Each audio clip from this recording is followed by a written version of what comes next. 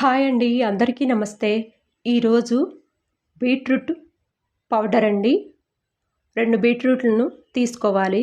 బీట్రూట్లను చెక్కు తీసుకొని వాటర్లో కడిగి తురుముకోవాలండి. కొంతమంది పిల్లలు బీట్రూట్ తినరండి.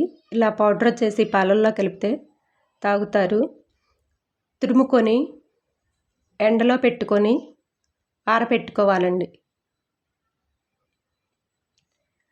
చూడండి, ఎండలో ఆరబెడితే కొద్దిగా అయిపోయింది. మిక్సీ జార్లో ఇలా వేస్తే మిక్సీ పడదండి. కొద్దిగా పంచదార వేయండి. మిక్సీ పట్టుకున్న తర్వాత గ్లాసులో పాలు పోసుకొని 1 స్పూను పౌడర్ వేసుకొని కలుపుకోవాలండి. పాలల్లో అయినా కాదు, వాటర్లో అయినా కలుపుకోవచ్చు. Beetroot powder